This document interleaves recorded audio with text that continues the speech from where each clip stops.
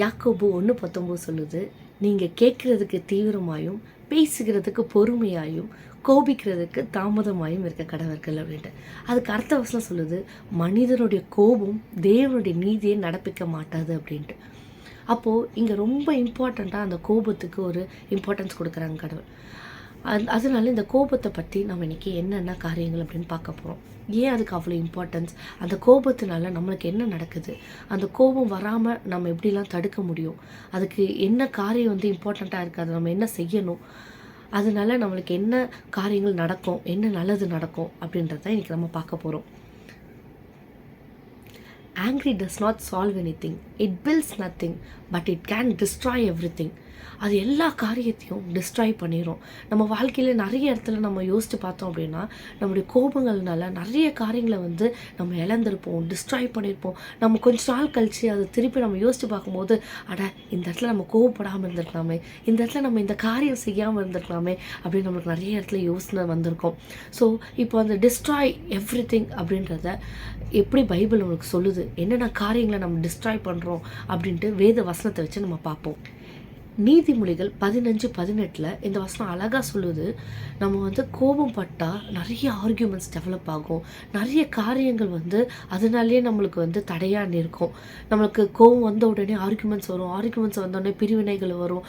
ரெண்டாவது காரியம், நீதிமொழிகள் 12:16 அழகாக போட்டிருக்கு, நம்மளுடைய செல்ஃப் ரெஸ்பெக்ட் நம்மளே தொலைச்சிப்போம் அப்படின்ட்டு, நம்மளே முட்டாள்கள் அப்படின்ட்டு, முட்டாள் அப்படின்ட்டு ஊர் நம்மளை பார்த்து சொல்லும். நம்ம கோவப்படும் போது நம்மளுடைய ரெஸ்பெக்டை வந்து நாமளே குறைச்சிக்கிறதுக்கு சமம் அப்படின்ட்டு வேதம் சொல்லுது. நம்மளுடைய ரெஸ்பெக்டை நம்ம குறைச்சிக்க நம்ம எப்போவுமே விரும்ப மாட்டோம். அப்போ நம்ம என்ன பண்ணணும், நிறைய இடத்துல நம்மளுக்கு கோபம் வரும்போது நம்ம கோவப்படாமல் அமைதியாக இருக்கணும் அப்படின்றத வேதம் நமக்கு கற்றுக் கொடுக்குது. மூன்றாவது காரியம், நீதிமொழிகள் 14:17 அழகாக ஒரு வசனம் இருக்குது, கோபப்படுறவங்க வந்து ஃபூலாக ஆக்ட் பண்ணுவாங்க அப்படின்ட்டு. அதாவது இப்போ நம்மளுக்கு கோபம் வருது அப்படின்னா நிறைய பேர் கோபத்தில் என்ன பண்ணுவாங்க, நிறைய திங்ஸை போட்டு அடிப்பாங்க. மற்றவங்களுக்கு பார்க்கும்போது என்ன இவன் இப்படி நடந்துக்கிறாங்க அப்படின்ட்டு நம்மளை பார்க்கும்போது அவங்களுக்கு அப்படி தோணும். ஸோ அதுதான் வசனம் அழகாக சொல்லுது, அவங்க வந்து மதிக்கேடான காரியங்களை கோபம் வந்தால் நம்ம செய்வோம் அப்படின்ட்டு வேதம் அழகாக சொல்லுது. அதனால் நம்ம கோவப்படாமல், நம்மளுடைய செல்ஃப் ரெஸ்பெக்டை நம்ம குறைச்சிக்காமல், நம்ம மதிக்கேடான காரியங்களை செய்யாமல், நம்ம வந்து சண்டை மூட்டுற காரியங்களை நம்ம செய்யாமல் கோபத்தை நம்ம கொஞ்சம் கண்ட்ரோல் பண்ணிக்கலாம். ஓகேவா? நாலாவது காரியம், நீதிமொழிகள் 14:17 சொல்லுது, எல்லாரும் நம்மளை வந்து வெறுக்கத்தக்கதாய் அந்த கோபம் செஞ்சுவிடும் அப்படின்ட்டு. ஸோ நம்ம கோவப்பட்டுட்டு இருக்கும்போது நம்ம கோபமே பட்டுக்கிட்டே இருக்கோம் அப்படின்னா சுற்றி இருக்கவங்க யாருக்குமே நம்மளை பிடிக்காது. ரொம்ப அன்பாக இருக்காங்கன்னா அவங்கள சுற்றி நிறைய பேர் இருப்பாங்க. ஒருத்தங்க சிடு சிடு சிடு சிடு சிடு அப்படின்ட்டு கோவப்பட்டுக்கிட்டே இருந்தாங்கன்னா யாருமே அவங்க பக்கத்தில் நிற்க மாட்டாங்க. அதனால் வேதம் சொல்லுது, நம்ம கோவப்பட்டோம் அப்படின்னா நம்மளுக்கு ஹேட்டர்ஸ் ரொம்ப அதிகமாகிட்டே போவாங்க அப்படின்ட்டு. ஸோ பைபிள் வந்து நம்மளுக்கு 4 விஷயங்களை கற்றுக் கொடுக்குது. கோபப்பட்டால் நம்ம வந்து நமக்கு நிறைய கான்ஃப்ளிக்ஸ் வரும், அதாவது நமக்குள்ளே நிறைய சண்டைகள் வரும்.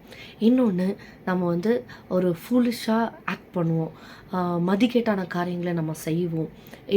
ரெண்டாவது காரியம், 2 தீமோத்தேயு 2:23 அழகாக சொல்லுது, நம்ம அதிகமாக ஆர்கியூ பண்ணுறதுனால கோபம் அதிகமாகும் அப்படின்ட்டு. இப்போது நானும் என் ஹஸ்பண்டும் ஆர்கியூ பண்ணிக்கிட்டு இருக்கோம் அப்படின்னா, நான் ஒன்று சொல்ல அவங்க ஒன்று சொல்ல, அவங்க ஒன்று சொல்ல நான் ஒன்று பேச, இப்படி 2 பேரும் மாற்றி மாற்றி பேசிகிட்டு இருந்தோன்னா 2 பேருக்கு கோபங்கள் தான் அதிகமாகும். இதுக்கு பதிலாக ஒருத்தங்க பேசுகிறாங்கன்னா ஒருத்தங்க விட்டுட்டு ஒருத்தங்க வந்து அமைதியாக போகணும் அப்படின்னா அந்த இடத்துல கோபம் தணிந்து விடும். இதுதான் நம்மளுக்கு வேதம் அழகாக கற்றுக் கொடுக்குது. ஸோ இப்போ வந்து சரி, எனக்கு கோபம் அதிகமாகுது, இந்த மாதிரி கோபமான காரியங்கள் நடக்குது, எப்படி நான் அந்த கோபத்துலேருந்து வெளியே வர முடியும் அப்படின்னு பார்த்தா அதுக்கும் வேதம் அழகாக ஒரு வசனம் சொல்லுது, நாங்கள் அமைதியாக இருந்தால் கோபம் அங்கே தணிந்து விடும் அப்படின்ட்டு. ஒரே ஒரு விஷயந்தான், கோபம் தணியறதுக்கு நம்ம செய்ய முடியும் அப்படின்னா நம்ம அமைதியாக அந்த இடத்த விட்டு போயிடணும். அப்படி இல்லைன்னா நம்ம பேசாமல் நம்ம வாயை மூடிட்டு அமைதியாக இருந்தாலே அந்த இடத்துல கோபம் தானாக தணிந்து விடும். அதுக்கப்புறம் நம்ம யோசித்து பார்க்கும்போது நம்ம வந்து அது ரொம்ப ஒரு ஹாப்பியான ஒரு ஃபீல் நம்மளுக்கு கொடுக்கும். நல்ல வேலை நம்ம அந்த இடத்துல அமைதியாக இருந்துட்டோம், அதனால இப்போ இந்த காரியங்கள்லாம் நம்மளுக்கு தவிர்க்கப்பட்டது அப்படின்ட்டு நம்ம கண்டிப்பாக அதை வந்து ரெகக்னைஸ் பண்ணுவோம். சரி, இப்போ கோபப்படுறது பாவமா அப்படின்னா, பாவம் அப்படின்னு வேதத்தில் எங்கேயுமே சொல்லல. என்ன பைபிளில் போட்டிருக்குன்னா, கோபம் கொண்டாலும் பாவம் செய்யாதிருங்கள் அப்படின்னு போட்டிருக்கு. உங்கள் கோபம் வந்து சூரியன் அஸ்தமிக்கிறதுக்கு முன்னாடி தணிந்து விடணும் அப்படின்ட்டு. நம்ம தூங்க போகிறதுக்கு முன்னாடி என்ன ஆகணும் அப்படின்னா, நம்ம கோபத்தை நம்ம தனித்து விட்டு தான் நம்ம தூங்க போகணும். நம்ம பெட்டுக்கு போகிறதுக்கு முன்னாடி நம்ம வந்து ஒருத்தர்கிட்ட ஒப்புரு வாங்கணும், ஒப்புரு வாங்கிட்டு இல்லைனா கடவுள்கிட்ட ஆண்டவரே நான் உங்களை மன்னிச்சுட்டேன் அப்படின்னு சொல்லி நம்மளுடைய கோபத்தை வந்து நம்ம தனித்து விடணும். இப்போ கோபம் தணிக்கப்படலை அப்படின்னா என்ன ஆகும் அப்படின்னா, பெஸ்ட் எக்ஸாம்பிள் வந்து காயின் ஆபேல் தான். எப்படி வந்து ஆபேலுடைய காணிக்கை வந்து தேவன் அங்கீகரித்தோடனே காயின் வந்து போய் ஆண்டவர்கிட்ட ஏன்னு கேட்கல. கேட்காம என்ன பண்ணால் அவனுக்குள்ள கோபங்கள் அதிகமாகி ஆபேலை கொண்டுறதுக்கு அவனுக்கு ரொம்ப கோபம் வந்து அந்த ஒரு தவறான காரியங்களை செய்து விட்டான்.